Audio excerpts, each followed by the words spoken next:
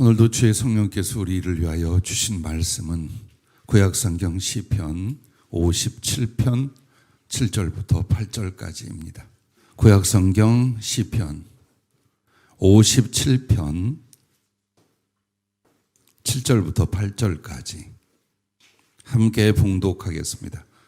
하나님이여, 내 마음이 확정되었고 내 마음이 확정되었사오니 내가 노래하고 내가 찬송하리이다.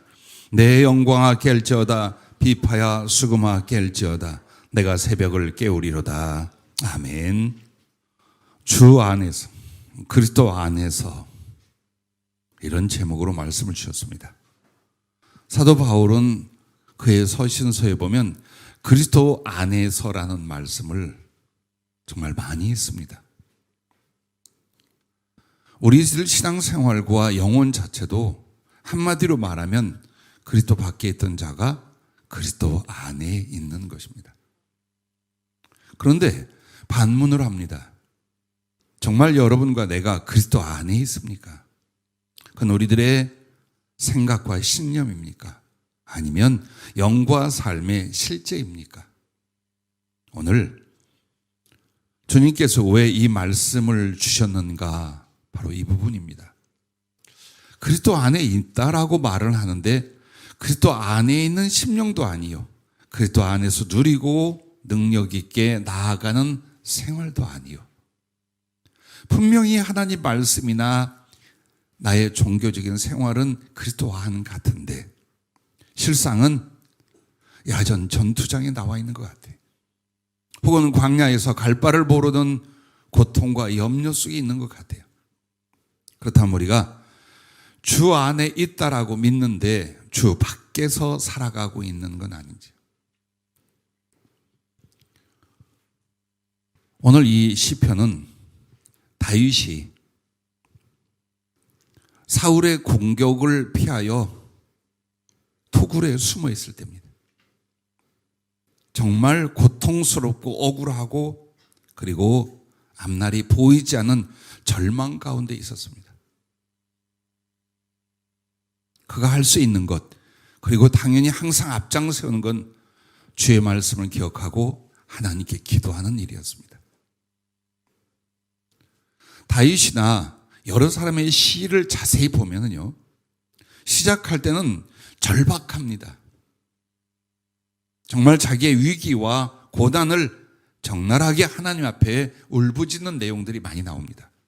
그런데 그 시편이 조금 진행이 되면 갑자기 하나님을 찬양하고 감사나 사랑이나 영광을 돌리는 전환이 일어납니다.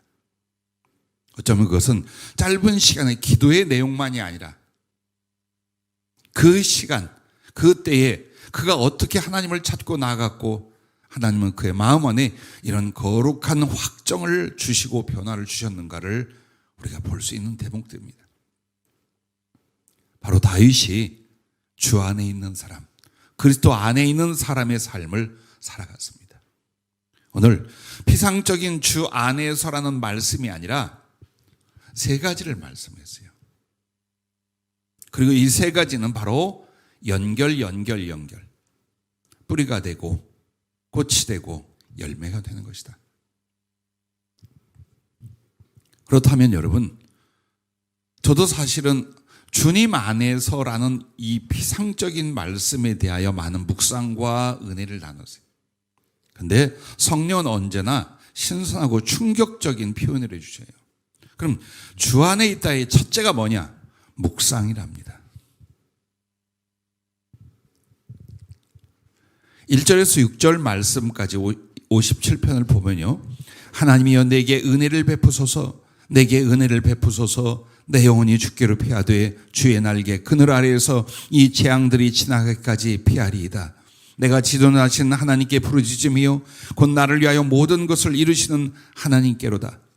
그가 하늘에서 보내사 나를 삼키려는 자의 비방에서 나를 구원하실지라. 셀라. 하나님이 그로 인하여 그의 인자와 진리를 보내시리로다.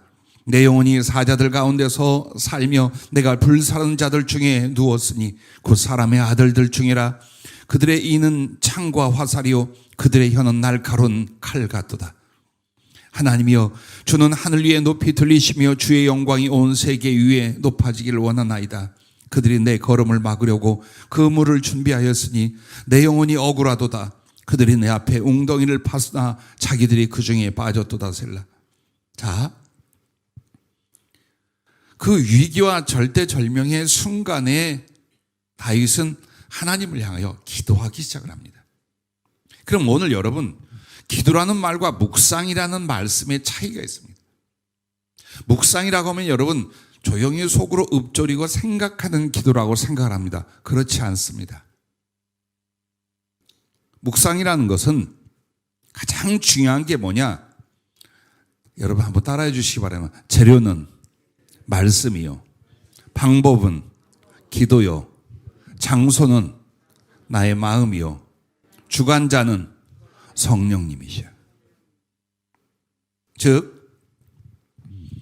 주님의 말씀으로 주님을 영접하고 교제하는 기도예요. 그러면 우리가 말하는 기도와의 차이가 뭐가 있습니까?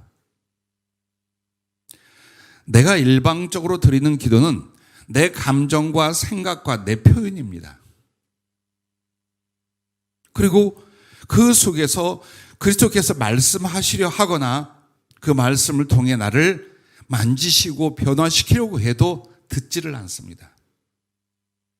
분명히 나는 나름대로 기도하고 있는데 심령은 어때요? 고통스러워요? 변화가 일어나지 않아요? 삶과 현실에 대해서 얽매여 살아요.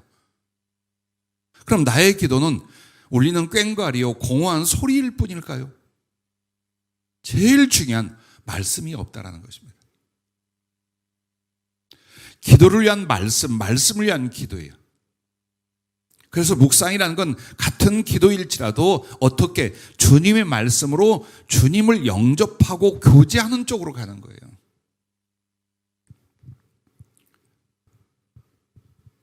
주님 이런 말씀이에요. 내가 너희에게 준 이 말씀이 무엇인 줄 아느냐? 무엇이라 표현하시옵니까? 라고 여쭸더니 세상에 오신 그리스도다. 예수 그리스도가 이 세상에 와 있고 여러분에게 와 있어요. 뭘로? 그 말씀으로.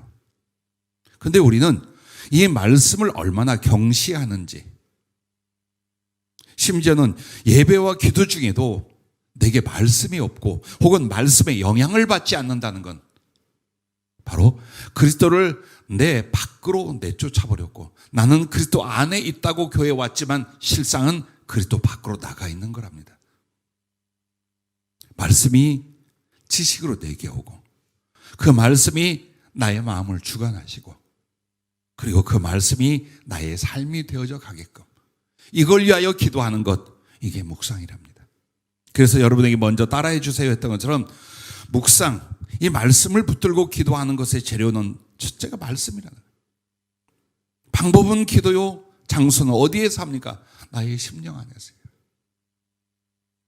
그렇게 될 때 이 묵상을 주관하는 건 나의 생각이나 감정이 아니라 성령께서 이 묵상을 주관해 주셔서 인격적이고 실존하는 예수 그리스도가 그 말씀으로 내 안에서 살고 역사하고 위로하고 치료하고, 할렐루야, 이와 같은 일이 생명이요, 주님을 누리며 그리스도 안에 있는 방법이랍니다.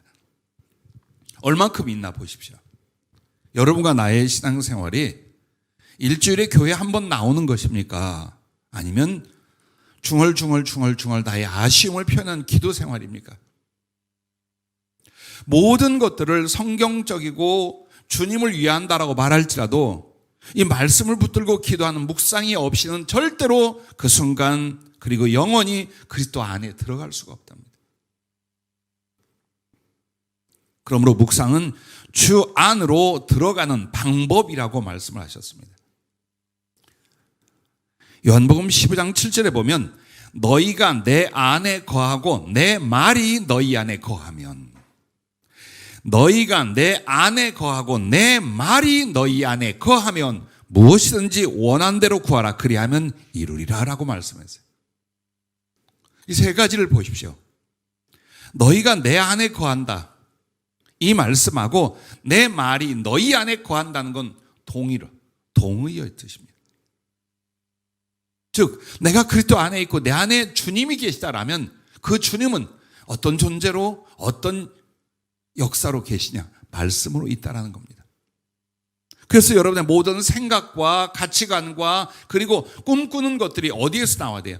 말씀이신 그리스도 안에서 나오고 있다면 말씀이 여러분 안에 있는 것이요, 여러분은 그리스도 안에 계신 줄로 믿습니다. 할렐루야. 그러나 허망한 것들이, 갈등의 것들이, 썩어 없어질 것들이 모든 생각과 나의 삶을 주관하고 있다면 말씀은 내 안에 없고 말씀이 내 안에 없다는 건 내가 그리스도 밖으로 나가 있다는 뜻이야. 이걸 부인하지 마시기를 바랍니다. 인생에 있어 가장 중요한 사랑이요, 그리고 그 사랑을 이루기 위하여 인간의 힘은 무엇이냐? 꿈, 소망입니다. 그런데 보시오, 그 꿈이, 그 소원이 원하는 대로 구하라 그리하면 이루리라. 언제 그것이 이루어지느냐? 그리스도 안에 있을 때. 그리스도 안에 있다라는 건 주의 말씀이 내 안에 있을 때 내가 무엇인지 구하는 대로 하나님은 이루신다라고 요한복음 15장 7절은 우리에게 말씀을 하고 있는 것입니다. 그러므로 여러분과 내가 이 말씀을 잡고 기도하며 주님으로 나아가는 이 묵상이 없이는 우리가 주님 안에 들어갈 수가 없다. 생각은 주님 안에 있지만 실제는 밖에 있다는 거예요. 그래서 여러분이 묵상하는 건 무엇과 같으냐? 이스라엘 백성들이 애굽에서 나와 광야에서 40년을 보냅니다. 거긴 물도 없고 먹을 것도 없고 그 다음에 사업이 없어요. 참 그 아이러니한 축복이 뭐냐? 일할 것이 없어요. 우린 일할 것이 없다라고 하면 죽을 것 같고 하나님의 징계와 같고 버림받은 것 같잖아요. 근데 실제로 이스라엘 백성 40년 동안 밭 갈고 농사 짓고 경제를 위하여 삶을 위하여 수고할 것이 하나도 없어요. 하나도 없어요. 그럼 어찌했습니까? 그들에게 눈에 보이도록 준 것은 성막, 하나님의 임재를 상징하는 성소밖에 없었어요. 근데 중요한 건 이 성소 안에서, 이 성막에서 낮엔 구름 기둥이, 밤엔 불 기둥이, 필요할 때는 만나가, 필요할 때는 반석을 쳐서 생수가 얼마든지 흘러넘치게 되었어요. 그럼 묵상하고 이 관계가 뭐냐? 우리의 삶은 아무것도 없는 광야를 가고 있는 인생이랍니다. 그럼 우리의 묵상이 뭐냐? 바로 성소 안으로, 그 성막의 문을 열고 성소 안으로 들어오는 것과 같아요. 거기에는 하늘에 있는 것들과 땅에 있는 것들과 내 영혼의 필요와 내 삶에 필요한 것들 모든 걸 공급하는 여러분의 그리스도, 여러분의 하나님이 함께 하십니다. 그래서 그리스도께서 이 이스라엘 백성들을 가르친 게 뭡니까? 너희는 하나님 안으로, 주 안에서 모든 걸 얻고 주 안에서 생명을 얻고 주 안에서 미래를 갖는다, 이걸 가르치신 거예요. 오늘 그럼 성막이 어디 있고 성수가 어디 있습니까? 새들어 있는 예배당입니까? 천안에 있는 고칠 성전입니까? 제일 중요한 건 여러분이 말씀과 기도를 통하여 그리스도 안에 사는 거예요. 그 삶이, 그 영적 생활이 실천되고 있다면 여러분의 광야 인생에 성막이 함께하고 그 거룩한 성막에 주님이 오셔서 여러분의 영혼을 구원하며 여러분의 모든 필요와 여러분의 꿈을 위하여 그가 역사하여 주실 줄로 확신하시기를 바랍니다. 쉽잖아요. 너무나 당연하고 쉬운 것이에요. 그리스도 아니라는 것. 그래서 이 묵상은 주님과 교통하는 것입니다. 내가 주 안에 있다는 건 지금 주님과 인격적인 교제와 교통이 가능할 때 여러분은 주님 안에 있다라고 말하는 거예요. 교통이 안 돼, 교제가 없어, 그건 멀리 떨어져 나갔다는 거예요.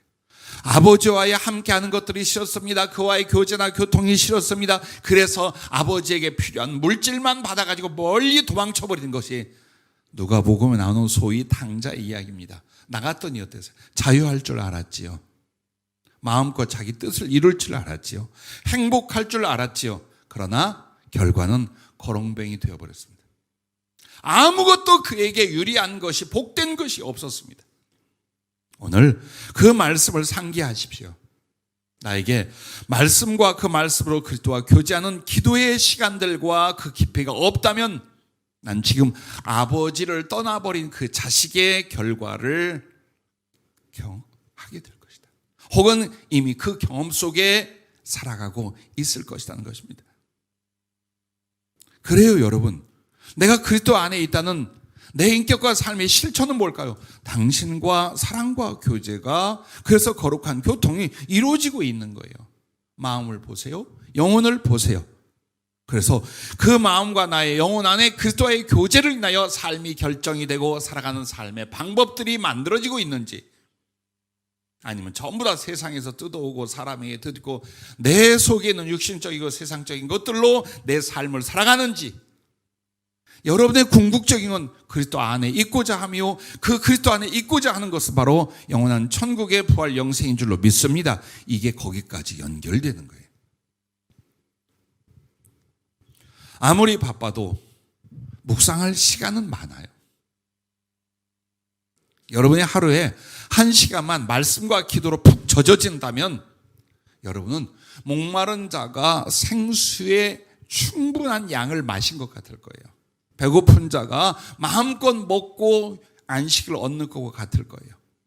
나아가 삶에 도전하고 나의 비전을 성취하는데 엄청난 능력이 나를 통해 나오고 있는 것을 경험하게 될 거예요. 그러나 주 안에 들어가 은혜를 나누고 그 말씀을 통해 혹은 기도를 통해 그리스도의 교통 이루는 일을 그렇게 소중히 여기지 않는다면 궁핍은, 실패는, 갈등은 계속 내 영과 삶에 일어날 것입니다.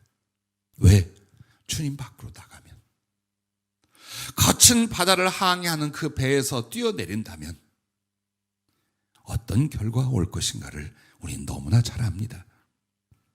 그러므로 요한복음 15장 8절부터 11절에 보면, 자, 묵상을 통하여 어떤 상황이 되는가를 말해주는 거예요. 이 내용은요, 여러분 정말 말씀을 깊게 받고 깨닫고 적용하고 그 말씀을 이루려 부르짖고 기도하고 눈물 짓고 성령의 가마 속에 주의 음성을 듣고 내 가슴과 양심에 주님의 만져짐이 일어나고, 자, 이렇게 되어지는 모습을 요한복음 15장 8절부터 11절 이렇게 표현해요. 너희가 열매를 많이 맞으면 내 아버지께 영광을 받을 것이요 너희는 내 제자가 되리라.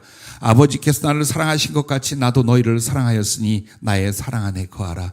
내가 아버지의 계명을 지켜 그의 사랑 안에 거하는 것 같이 내 계명을 지키면 내 사랑 안에 거하리라. 내가 이것을 너희에게 이르면 내 기쁨이 너희 안에 있어 너희 기쁨을 충만하게 하려 함이라. 이 묵상은 제일 중요한 게 뭡니까? 그리스도의 사랑 안에 거하기 시작하는 거예요. 그리스도의 사랑을 충분히 경험하고 깨닫기 시작을 해요. 그리고 그 그리스도의 사랑을 인하여 나의 사랑이 생명력으로 넘쳐나기 시작을 해요. 거룩한 희열이, 영적인 만족이, 한 존재의 행복감이 그 안에서 기쁨으로 넘치게 됩니다. 그리고 나아가 주님이 원하는 복음과 사랑의 열매를 가득히 맺어 하나님께 영광을 돌리게 만든다. 그리고 이 말씀을 추천해 주셨어요. 다른 것이 아니었습니다. 우리에게 더 많은 것들과 더 위대한 것들과 그리고 나의 야욕을 이룰 수 있는 성공들이 이걸 가져오는 게 아니에요. 그리스도를 묵상함이에요. 그 말씀을 붙잡음에 있다라는 겁니다. 환상을 하나 기도 중에 주님 보여주셨어요.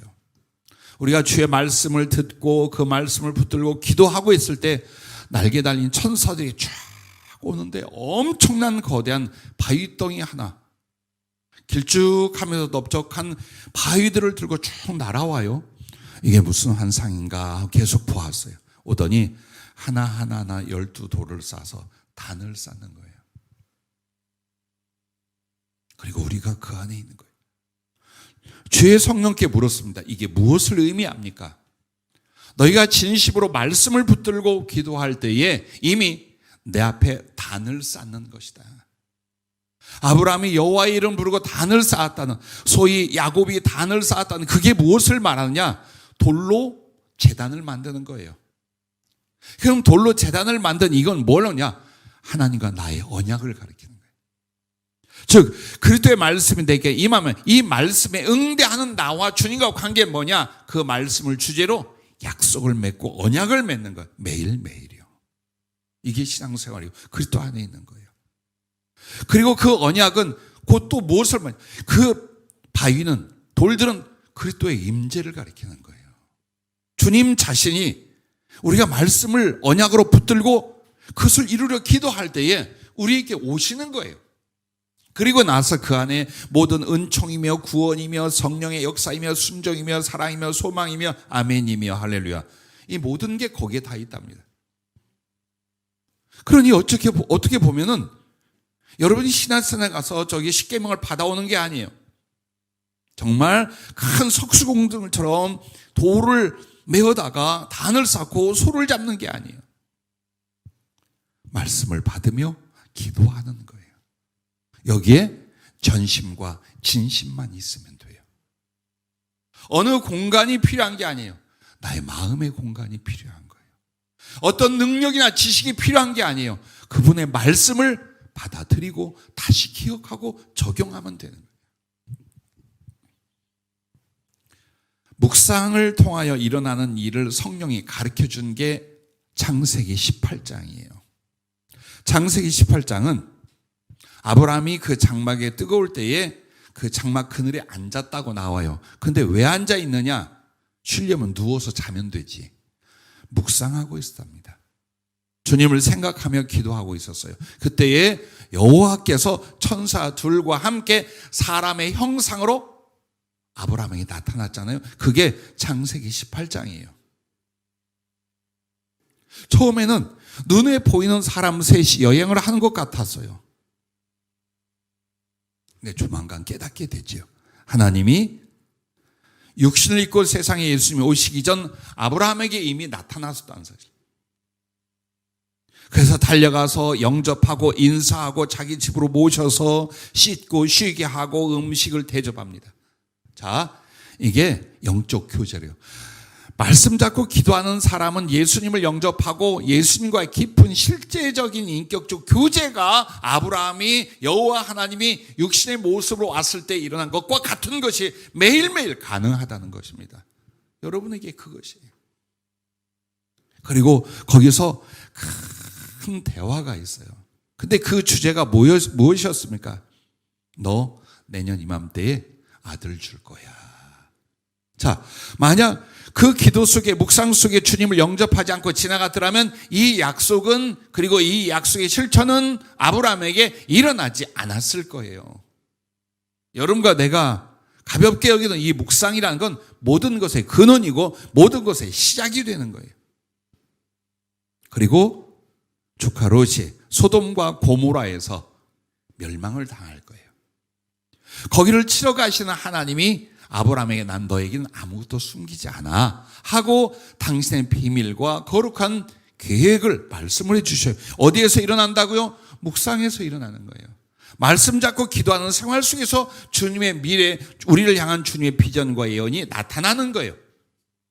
그래서 간절히 중보 기도하잖아요. 살려달라고. 의인 10명만 있으면. 그 이야기가 그 기도 속에서 이루어지는 거예요. 하나님 결국 뒤집어 엎어버릴 소돔과 고모라에서 조카 롯의 가정을 구원하기로 약속해 주셔요. 자, 이걸 압니다. 주님의 임재, 주님과의 교제, 그리고 주님의 말씀이 우리에게 장래의 축복을 주는 이 상황이 어디서 일어나냐? 말씀을 붙들고 기도하는 묵상 안에 일어나는 거랍니다. 그래서 오늘 여러분과 나에게 주 안에서라고 하는 말씀은 어떤 신비로움을 말하는 게 아니에요.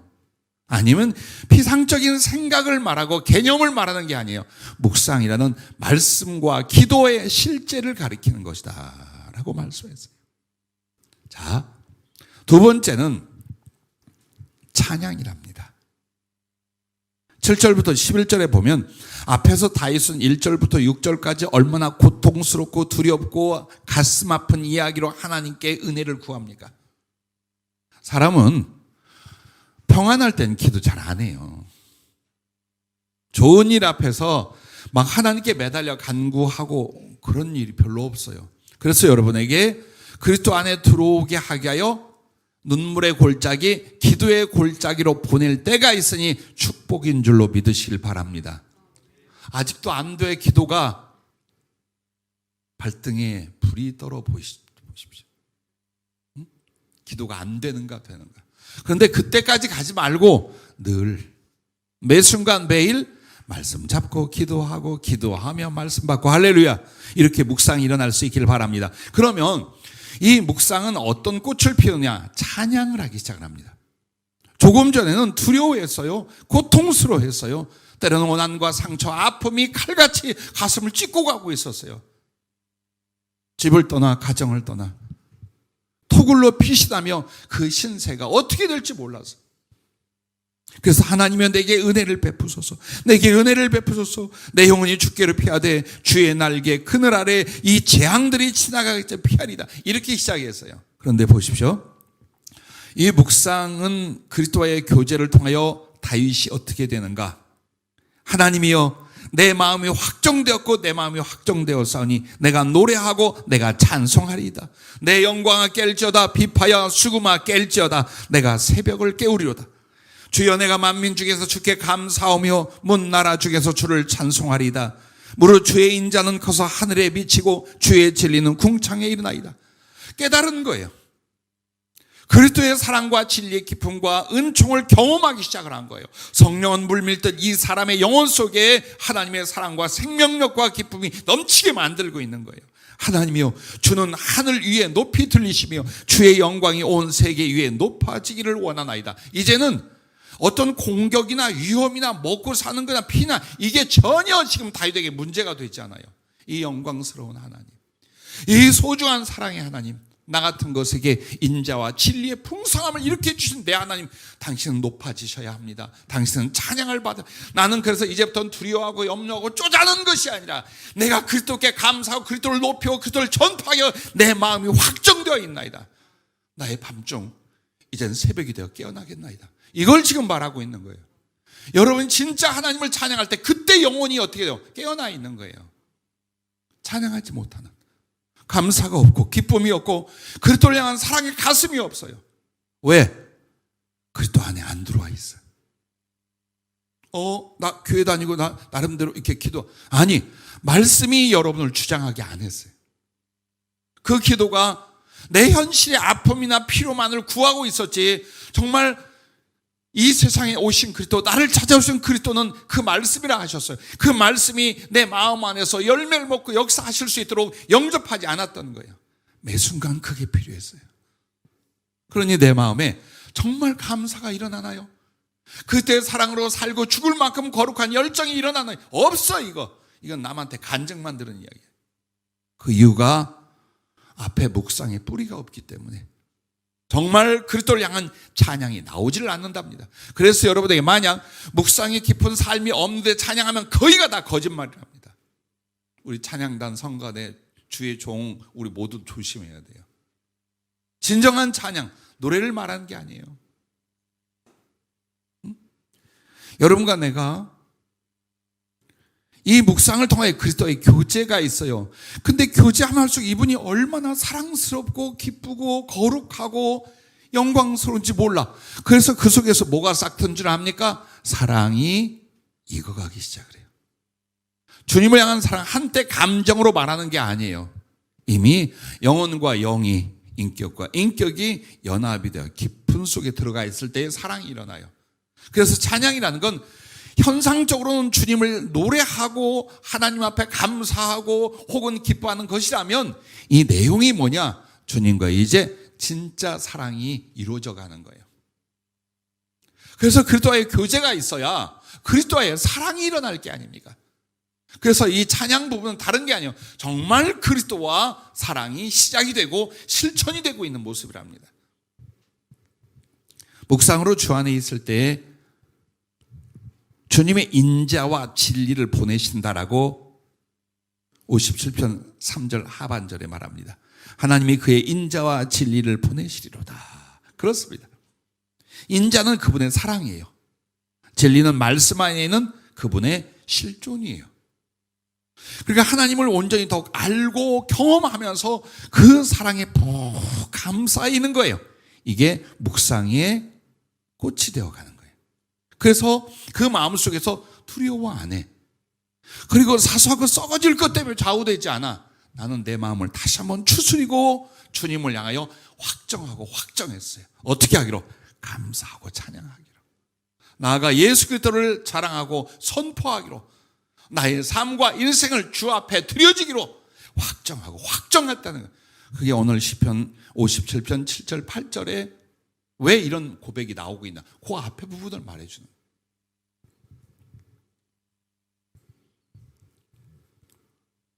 묵상으로 마음이 확정되고 확정됩니다.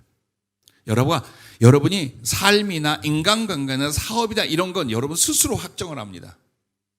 그러나 하나님을 사랑하는 것과 그 안에서 삶을 계획하는 것과 그리고 나를 사랑으로 바쳐지는 거룩하고 그리고 영적인 것들은요, 묵상이 없이는 확정이 안 나옵니다. 절대 안 나옵니다. 나는 여러분에게 한 가지 부탁을 하는 것이 있어요. 얼굴 좀 피고 사시라. 마스크를 써서 전혀 모르겠어요. 폈는지 쭈그려도 지금 모르겠어요. 왜? 주님을 누리면, 주님 안에 계시다면 나의 삶과 현실이 나를 꺾거나 죽이거나 못해요. 내 육체보다, 내가 살아가는 오늘의 이 현실보다 중요한 것과 진리는 무엇이냐? 그리스도 안에 있는 나예요. 그리고 모든 것은 그분이셔요. 그걸 여러분이 느끼고 있어야 돼요. 경험해 가고 있어야 돼요. 능력은 여기에 있어요. 근데 거의 우리가 어느 쪽으로 갑니까? 삶의 현실을 돕는 분으로서의 그리스도, 복을 주는 하나님. 근데 그 복이 뭡니까? 내가 땅에서 원하는 것과 기뻐하는 것들을 이루고 얻는 것들 아닌가요? 꺾으세요. 내내 그렇게 살았으면 빨리 말씀 잡고 그리스도 안으로 기도를 통해 들어가 보세요. 내가 왜 그런 것 때문에 좌우됐을까? 내가 왜 이런 것 때문에 아파하고 괴로워했을까? 내가 별것도 아닌 걸 왜 두려워 벌벌 떨었을까? 이 주님이 계신데, 이 사랑과 이 생명이 있는데, 이 주님과 내가 앞으로 함께 살아가고, 주님의 꿈이 나의 소원이고 나의 소원이 주님의 꿈이, 이거 같이 이루며 살 건데, 할렐루야. 이 확정이 어디서? 말씀과 기도 속에 나온다 이 말이에요. 찬양은 이게 진짜래요. 그러므로 어떤 상황에서도 어떤 때라도 오직 하나님을 찬양하고 주께 감사하기로 그런 작정이 일어나고 그런 영혼과 삶의 이제 실천이 들어가는 거예요. 그래서 찬양은요, 이게 그리스도의 은혜와 말씀과 성령 안에서 주님께 나의 고백이에요. 무슨 고백? 사랑의 고백. 그리고 나의 간증이요, 나의 서원이며 주께 대한 감사이며 주께 영광을 돌려드리는 거예요. 이게 드리는 주님 앞에 예물이에요. 이게 없이는 그리스도 안에 있는 게 아니에요. 그리고 주님에 대한 나의 사랑도 가짜인 거예요. 그런데 바로 이렇게 주님을 찬양하는 아름다운 영혼의 모습과 주를 섬기는 이 상태는 언제 얻으냐? 말씀과 기도의 깊이가 있을 때만 일어나더라. 그걸 오늘 본문은 말씀해 주고 있는 것입니다. 창세기 28장에 보면 아브라함의 손자죠, 야곱이 도망을 쳐서 역시 광야에 가 있습니다. 그 외로움과 두려움 속에 돌베개하고 잠잘 때에 하나님이 임하셔요. 갑자기 하늘문이 열리더니 계단이 쫙 있어요. 천사들이 내려가고 올라가고 한데 그 위에 보니까 여호와 하나님이 눈으로 볼 수 있게끔 딱 나타나신 거예요.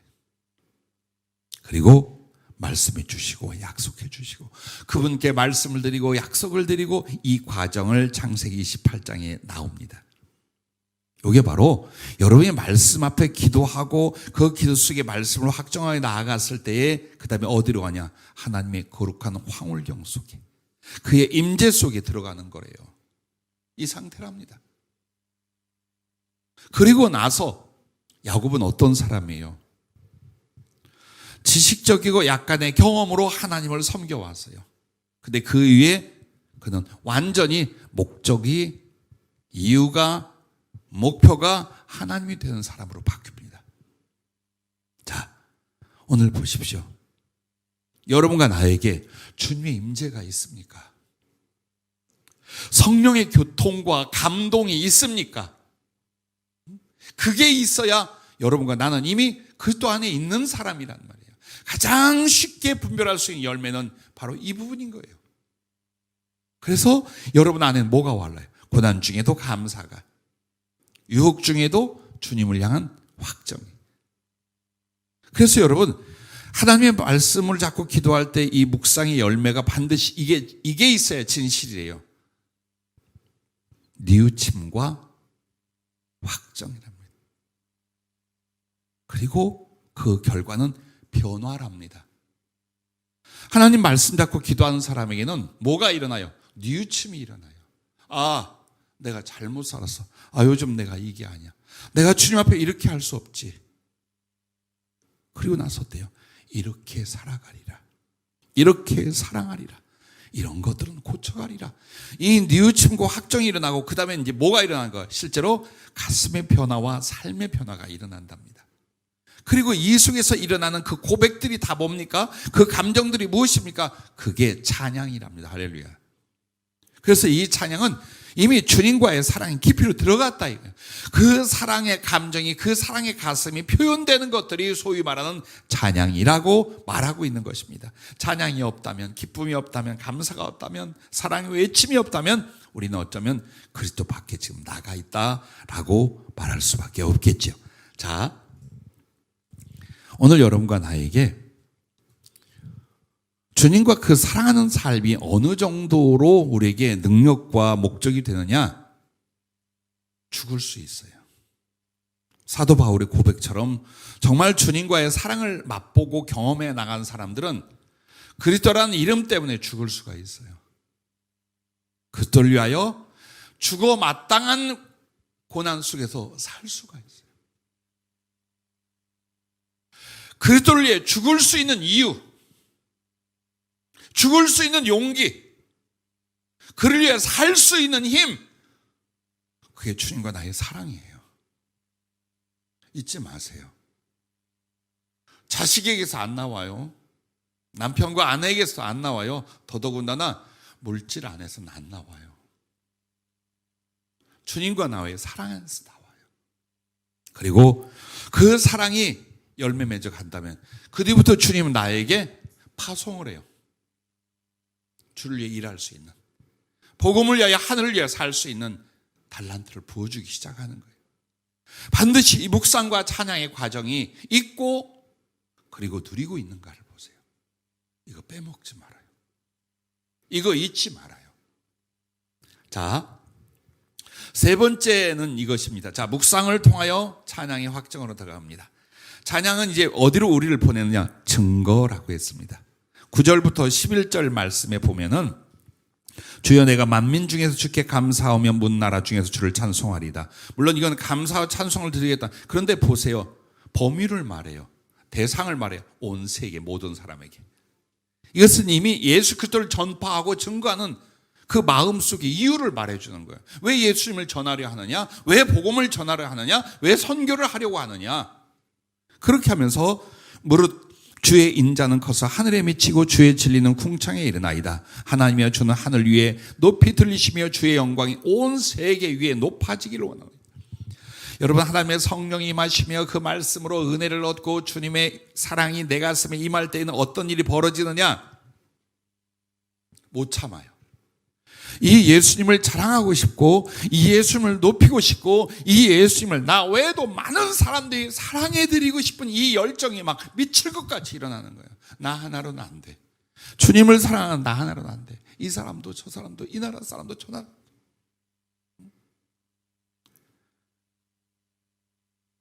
여러분과 나에게 주님께서 그리스도 안에만 있으면 오늘 다윗이 말한 것처럼 그의 인자와 진리의 충만함을 우리에게 보여줘요. 즉 그리스도 안에 있는 자는 하나님의 인자와 진리의 무수한 증거를 경험하기 시작을 합니다. 하나님이 살아계시다고, 하나님이 이렇게 사랑하신다고, 하나님이 이렇게 말씀을 이루신다라는 그 간증, 그 증거가 무수히 있는 거예요. 그런데 하나님이 살아계신지, 하나님이 나의 하나님이 되시는지 잘 모르겠어. 내 기도를 들으시는지 잘 모르겠어. 그 이유는 여러분이 정말 그리스도 안에 아직 안 들어왔어요. 아니면 어느 순간에 나가 있기 때문이라는 거예요. 생각해 보세요. 주님 말씀을 할 수 없어요? 주님이 보여줄 수 없어요? 주님이 앞날을 미리 가르쳐 줄 수 없어요? 주님이 나를 치료할 수 없어요? 주님이 어떤 일을 하실 수가 없어요? 없다라고 생각하는 사람은 불신앙이에요. 근데 왜 나는 그게 안 돼? 그리스도 안에 있는가 그리스도 밖에 있는가 빨리 그걸 살펴보는 거예요. 빨리 살펴보는 거예요. 여러분이 일주일을 사셨으면 70개 이상의 간증은 있어야 돼요. 하나님이 이렇게 살아계셔서 예수님이 나를 이렇게 도우셨어. 세상에 그분은 이런 분이셔. 그렇지 않아요? 다윗과 사울을 보십시오. 다윗은 계속 하나님을 발견해요. 창조의 하나님, 진리의 하나님, 위기에서 돕는 하나님, 병든 자를 치료하는 하나님, 억울함에서 건지는 하나님, 기도를 듣는 하나님, 계속 경험을 합니다. 사울은 항상 그의 눈에 뭐가 있는 줄 알아요? 사람과 권력, 이것을 잃을까 봐 이 두려움밖에 없어요. 즉 주님과 그 손길이 안 보이는 거예요. 왜 그럴까요? 이 사람에겐 깊은 묵상이 없어요. 말씀과 기도가 없고 그리스도 안에 들어가는 일이 없어요. 그렇게 살았는지 모르지만 그게는 없어요. 그러니까 항상 무엇이 보니까 저 사람들이 이익이 될까 손해가 될까, 이 일을 내가 할 수 있을까 못할까, 이 권력을 유지할까 잃어버릴까, 저놈을 받아들일까 죽일까, 얼마나 괴롭고 고통스럽겠어요. 이것이 주 안에 있는가 주 밖에 있는가의 모습이에요. 대신 다윗은 아무리 어려움을 겪어도 한없이 찬양하고 한없이 감사하고 끝없이 그리스도를 발견하는 거예요. 끝없이 하나님의 인자와 자비를 경험해가는 거예요. 이게 여러분에게 아주 드물게 일어나서는 안 돼요. 넉넉해야 할 줄로 믿습니다. 조금만 더 말씀 잡고 기도로 들어갈 수 있기를 주의 이름으로 축복합니다. 그리고 주님과의 교제가 가능하기를 바랍니다. 그리고 그 진실로 사랑의 깊이를 이뤄낼 수 있기를 바랍니다. 사무엘과 엘리를 보세요. 엘리는 제사장이었어요. 어두운 시대에. 근데 사무엘은 엄마 한나가 기도해서 서원해서 얻은 아이예요. 젖을 뗄 무렵 제사장에게 맡겼어요. 그래서 시중 들고 그 뒷바라지하고 성전에서 키우도록. 근데 보세요. 이 아이의 영은요, 하나님과 교제가 일어나요. 말씀을 들어요. 그런데 어른이고 제사장인 엘리는 안 들려. 어느 날 아이가 나 부르셨어요? 이게 자다가 이게 뭔 소리야? 안 불렀어. 가봐. 나 부르셨나요? 3번을 그래. 이상해. 너 그러면 주여 내가 여기 있나이다 하고 하나님 앞에 기도해봐. 그래서 어린 사무엘은 하나님과 소통하고 교제하기 시작을 해요. 근데 엘리야는 말씀이 없고 성령의 감화가 없는 상태였어요. 여러분 절대 이거 비교하지 마세요. 그의 외모를 말하는데 그 외모는 여러분의 신체를 비하하기 위한 것이 아니에요. 이런 설교하려면 조금 그래. 뭐냐? 굉장히 비둔했어요. 의자에서 넘어졌는데 비둔한 몸 때문에 목이 부러져서 죽어요. 그럼 이게 신체를 말하라는 게 아니에요. 그가 얼마나 육신적이고 세상적으로 안일했던가를 말하는 모습이에요. 즉 그리스도와의 교제가 없고 그리스도 안에 있지 않는데 이 사람은 누구예요? 제사장이었어요. 안 들려. 하나님의 말씀이 안 들려. 하나님을 경험할 수가 없어. 하나님과 교제가 아예 안 돼. 왜 안 될까요? 안 하니까 안 되는 거예요. 오늘 크리스찬들도 하나님의 삶 마찬가지예요. 안 하니까 안 되는 거지 하나님이 몰라라 하시거나 하나님이 앞을 닫는 게 아니에요. 내가 안 가. 맨 내 생각과 내 바쁨으로 살지 내가 주님께로 안 가는 거예요.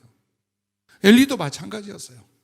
자식의 문제, 삶의 문제 이런 거 저런 거 그걸로 살았지 정말 하나님을 사모하고 진리를 만나고 그 안에서 자기를 드리고 그 사랑이 있고 이게 없는 거예요. 그래서 결국 그렇게 죽어요. 자식들도 다 망해요. 보십시오. 시작은 참 하나님의 은혜였어요. 근데 결말은 이렇게 비참하게 끝나고 아름다운 결실을 또 사무엘은 가져. 이유가 뭡니까? 주 안에 있는가 주 밖에 있는가 이거였던 거예요. 그리고 그 주 안에 있고 주 밖에 있는 그 시작은 바로 말씀과 기도가 있는가, 말씀과 기도가 무시되고 있는가. 크리스찬들 중에 이 문제였다는 거예요. 다른 게 아니에요. 인격은 고만고만해요. 못된 성질 다 있고요, 육신적 기질 다 있고요, 죄성 다 있어요. 그러나 정말 주 앞에 나가 그 말씀을 잡고 그리스도를 만나려고, 그리스도를 알려 하고, 그리스도와 교제하려 하고, 그리고 당신의 말씀이 좋아, 내가 그 말씀을 사랑하고 나를 바꾸려 하고 나를 드리려 하고, 이러면서 점점 성령이 내게 임하고 그리스도의 그 구원의 확신과 그 사랑의 만남과 그의 역사를 경험한, 그러니 주를 사랑할 수밖에, 주를 찬양할 수밖에, 예수님을 전하지 않고는 견디지 못할 수밖에 없는 이 상태까지 여러분과 나는 기초적으로 가셔야 해요. 대단한 상태가 아니라 이건 보편적이고 기초적인 영적 상태예요. 만약 그러지 못하다면 오늘 여러분과 나에게 뭐가 필요한 거예요? 그리스도 안으로 들어가는 말씀과 기도가 다시 필요하다. 그리고서 일어나는 그 사랑으로 주를 찬양하며 이제는 어디로 가는 거예요? 내가 만난 예수님, 내게 응답하신 예수님, 내게 기적과 능력과 응답이 되신 예수님, 이제 어때요? 전하러 가는 거예요. 사도 바울은 고린도후서 12장에 보면 천국에 갔다 와요. 주님 보좌까지 갔다 와요. 그는 일상적으로 예수님을 봤어요. 어린아이들 말로 뿅 하면 천국에도 갔다 왔어요. 어마어마한 기적과 이적과 신비로움을 다 경험했어요. 왜? 그리스도 안에 있었기에. 그래서 그분이 늘 자기의 모든 가르침과 권면 안에 그리스도 안에서 그렇게 말하는 거예요. 오늘 여러분과 나에게 주님에 대한 경험과 그분의 역사하심과 그분의 거룩한 증거가 적으면 적을수록 그리스도 안에서 점점 멀리 있기 때문이라는 거예요. 자, 이렇게 여러분과 내가 다윗처럼 바울처럼 주님을 경험해 간다면 여러분과 나는 어때요? 나의 주님만이 아니라 온 세계 만민의 하나님으로 높임 받으시기를 소원하기 시작을 해요. 이 예수님을 어떻게 전할까? 어떻게 나눌까? 어떻게 저들에게 이 예수님을 영접할 수 있게 할까? 이게 이제 삶 중에 가장 뜨겁고 열정적인 소원이 되고 그리고 삶의 목표가 돼요. 아직 여러분이 다른 것이 삶의 목표라면 빨리 주 안으로 다시 들어가서 다시 바뀌는 작업이 필요해요. 어느 누구, 이건 목사님들이, 이건 선교사님들이, 아니요. 예수 안에 있는 자들이. 그리스도 안에 있는 자들의 열매가 뭐냐? 가슴에 그리스도의 사랑의 강건함을 받아요. 너무 주님 사랑이 나를 강하게 붙들어요. 그래서 이 사랑의 움직임, 이 사랑의 나눔을 위하여 살려는 목적이 아무것도 없기 시작하는 거예요. 아직도 인격이 부족하지만, 아직도 신앙이 부족하지만, 아직도 내게 허물이 있지만 내 가슴과 영혼의 주된 목적은 이 그리스도를 사랑하여 전한 여기에 있답니다. 이게 식어졌어요? 직분하고 상관없어요. 교회 다닌 세월과 상관없어요. 여러분 지금 주님과 조금 멀리 떨어져 있다는 뜻이에요. 고넬료라고 하는 사람이 사도행전 10장에 나오잖아요. 그 사람은 유대가 로마의 속국이 되어 있을 때 예수님 이제 구속사역 이후에 사도들 시대에 있었던 분이에요. 근데 이 고넬료라 하는 사람은 이탈리아 부대, 그러니까 당시 로마가 있는 반도 전체가 이탈리아에서요. 근데 여기에서 이제 용병으로 왔고 그리고 장교로 왔어요. 그러니까 꽤 권세를 가지고 있는 군인이에요. 근데 이 사람이 어떻게 여호와께 대한 신앙을 가졌어요. 그래서 그 사람의 신앙을 사도행전 10장 1절부터 4절까지 보면은요, 천사가 와서 인정을 해요. 근데 이 사람은 온 집안으로 더불어 하나님을 경외하고 그리고 항상 구제하고 기도하더니 이렇게 나와요. 자, 이게 뭐냐? 묵상과 묵상의 삶을 실천하는 모습이랍니다. 항상 기도한다는 건 여러분 뭘 말할까요? 말씀이 내려온다는 뜻이에요. 그래서 그 말씀을 붙잡고 기도하는 이 사람은 왜 하나님을 경외하고 구제의 힘을 썼을까요? 그 임하신 말씀을 실천하는 거예요. 실천하는 게 뭡니까? 사랑하는 것이요, 세속에서 자기를 지키는 것이요, 남에게 베푸는 것들이었어요. 즉 말씀의 실천이었어요. 그래서 이 사람의 영혼 속의 갈망이 주님이었고 주님의 말씀이었어요. 좀 더 어떻게 진리를 깊게 알고 그 하나님을 만날까? 이 소원을 보고 누구를 보내요? 천사를 보내고 베드로를 보내서 그에게 말씀과 성령을 충만히 부어주잖아요. 여러분 보세요. 그리고 이 고넬료는 그 뒤에 여러분 어떨까요? 어떤 상상을 해봐도 좋아요. 내게 성령이 일러주신 건 이것이었어요. 그렇게 은혜와 성령에 붙잡혀서 구제하고 기도하던 그가 이제 본국으로 돌아갑니다. 이탈리아 그리고 로마에서 복음을 전한 중요한 역할을 감당하고, 그리고 그 로마로 나중에 자기에게 은혜를 전달했던 베드로 사도가 갑니다. 베드로 사도의 굉장히 중요한 돕는 자였고, 나중에는 바울과 바울의 사역까지도 뒷바라지를 하게 된답니다. 자, 보십시오. 이 단계가 뭐예요? 갈망하고 사모하고 기도하더니, 그리고 그 말씀의 그리스도를 나누고 실천하고 순종하더니 성령이 부어지기 시작해요. 말씀이 더 충만해. 그래서 이 가슴에 주님과의 사랑과 그 사랑의 강건함에 붙잡혀 그가 결국 그의 인생을 어디로 가요? 군인으로, 장교로 권세를 누린 자로 끝나지 않아요. 예수님을 전하는 이방인, 예수 그리스도를 증거하고 예수 그리스도를 나누고 예수 그리스도를 높이는 일에 자기와 자기의 가족의 모든 걸 다 드리는 이 삶의 열매가 됩니다. 보십시오. 그가 시작한 건 묵상이었어요. 말씀 받고 기도하고. 근데 그 말씀 받고 기도하는데 자꾸 그렇게 살고 싶어. 하나님을 경외하고 구제하고 사랑하고 했어요. 근데 이 모습을 보고 천사가 와서 베드로 사도와 연결을 하고 더 충만한 말씀과 성령이 임해요. 그리고 그는 어때요? 확증합니다. 정말 하나님을 사랑하고 주님을 찬양하고 감사하며 이제 그 소원이 온 세상에 예수 그리스도를 전파하고 높이는 그 일이었어요. 바울도 그렇게 된 사람입니다. 성경의 인물들은 다 그렇게 된 사람들입니다. 오늘 우리는 성경을 보면서 그 인물들의 존재와 가슴과 삶을 나와 격리시키지 마십시오. 내가 가야 할 길입니다. 나의 모델이며 나를 향한 주님의 부르심이 바로 성경에 나와 있는 그 유인들이에요. 그들은 특별했을 거야. 아니요. 여러분과 나와 성정이 똑같고 연약함이 똑같고 삶을 누리고 행복하게 살아보고자 하는 욕망도 똑같았던 사람들이에요. 그런데 말씀 앞에 있더니 기도하더니 주님의 사랑을 알더니 그리고 그 사랑에 미쳐서 예수 그리스도를 높이고 전하는 삶을 위하여 기꺼이 드리고 지금 주님 보좌 앞에 나아가 있는 줄로 믿습니다. 그러므로 보세요. 정말 이제 여러분과 나에게는 두 가지예요. 예수 그리스도를 높이고 전하는 두 가지가 뭐냐? 직접 복음을 전하는 거예요. 여러분 모든 만남의 기회를 어떻게 생각합니까? 이 사람이 내 파트너로 이익이 될까?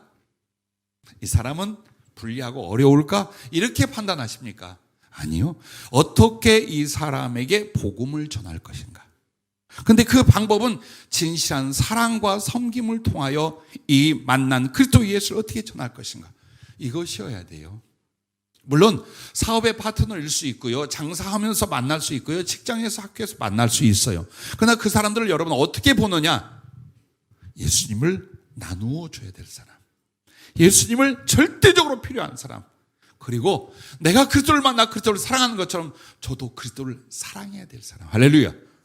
그렇게 해서 여러분이 어떻게 하느냐? 말로 복음을 전하는 일과 반드시 이걸 하나 하세요. 좋은 사람이 되려고 하세요. 못난 거 많잖아요.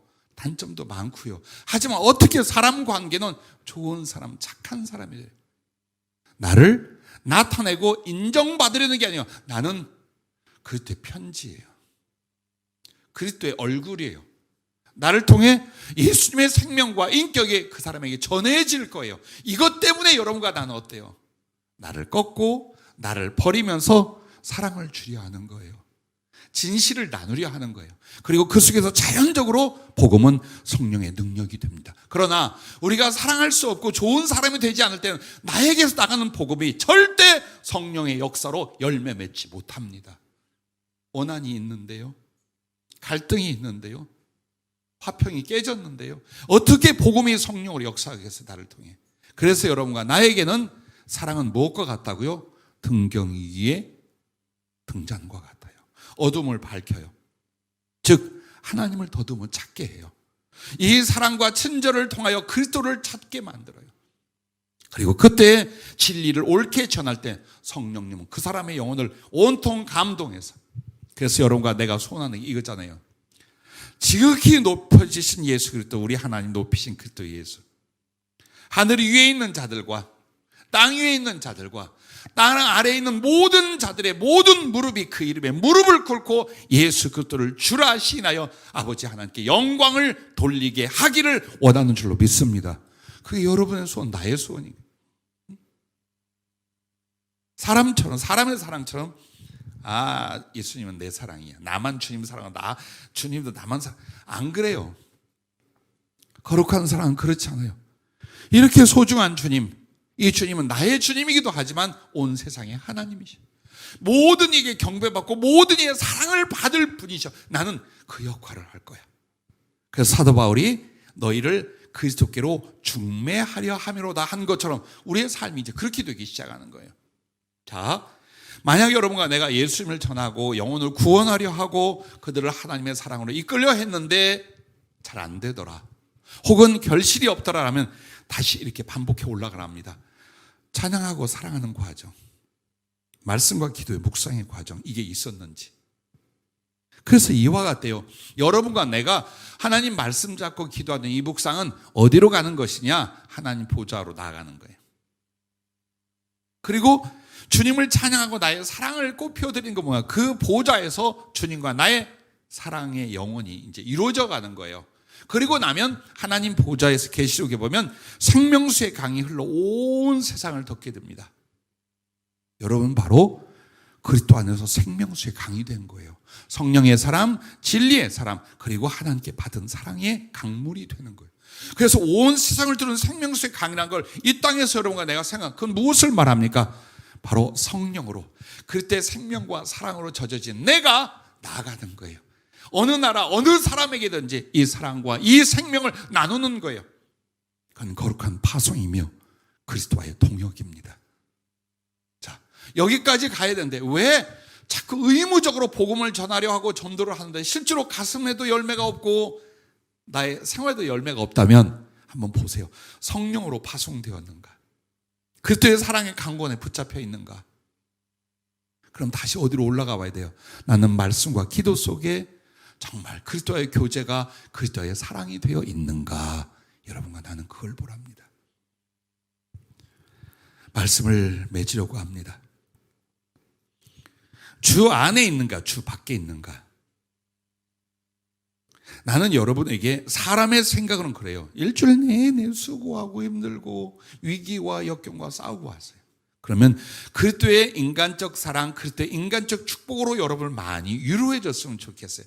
그래, 할 수 있거든, 모세야, 나가자, 이렇게 하면 좋겠어요.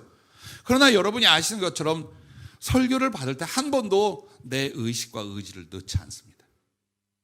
정말 나와 우리 교회에 주님이 하고 싶은 말이에요. 그분의 마음과 뜻이에요. 그런데 항상 그것은 위로이면서 칼날이었습니다. 내가 먼저 받을 때 나는 옳지, 오늘은 이 말씀 우리 교인들에게 전해야지 할 것 같습니까? 아니면 아이쿠 하겠습니까? 언제나 주님의 사랑과 그 거룩한 기쁨, 진리의 그 깊은 발견들이 있어요. 그리고 남이 이제 칼날로 가슴을 긋는 게 오는 거예요. 아, 이게 부족했었구나. 주님은 이렇게 원하셨구나. 오늘 우리는 일주일에 한 번 왔어요. 이 말씀을 2번 반복할지 여러분은 이제 가서 녹화된 걸 보실지 모르겠습니다만 이 말씀을 통해 은혜를 받으세요. 근데 그 은혜는 그리스도가 나를 사랑한다는 것과 나는 그 사랑을 향하여 변화되어야 된다는 걸 가지고 가는 거예요. 그것이면 돼요. 그것이 일주일 내내 주님을 향한, 주님 안에 있는 나를 만들고 주님께 바쳐지는 나를 만든다는 것입니다. 거라사인 귀신 들린 사람이 어디에 있었어요? 무덤 사이에 있었어요. 이걸 성령이 하나 비유해 주시는 거예요. 그리스도 밖은 어디냐? 세상이라는, 유혹이라는, 죄악이라는, 실패라는 바로 무덤입니다. 너희가 그리스도 안에, 난 그리스도 안에 잠시 벗어날 수 있다. 거기는 귀신 들려 미쳐 있는, 그가 가 있는 무덤들 사이라는 거예요. 자유가 없어요. 생명이 없어요. 절대로 진리의 성함이 없어요. 그래서 그리스도 아니라는 건 그 무덤에서 그리스도를 만나 그 사람이 귀신이 떠나가고 밝기 밝은 사람이 되고 그리스도를 위한 사람이 되듯이 오늘 그렇게 된답니다. 그래서 여러분과 내가 그리스도 밖에서도 성공할 수 있고 그리스도 밖에서도 은혜 받을 수 있고 그리스도 밖에서도 행복할 수 있다는 건 착각이랍니다. 먼저 그리스도 안으로 들어오랍니다. 그리고 나면 이 사람이 얼마든지 충성할 수 있는 사람, 사랑할 수 있는 사람, 그리스도를 높이고 나타낼 수 있는 사람이라는 걸 주님이 그 그릇됨을 보고 아셔요. 그래서 물질도 사람도 지혜도 능력도 기회도 무엇으로? 충성을 위한 달란트로 그 사람에게 부어주는 것이랍니다. 나는 우리 교회가 그렇게 될 수 있기를 바랍니다. 나와 여러분이 바로 그리스도 안에서 주님이 인정하는 금그릇들이 될 수 있기를 바랍니다.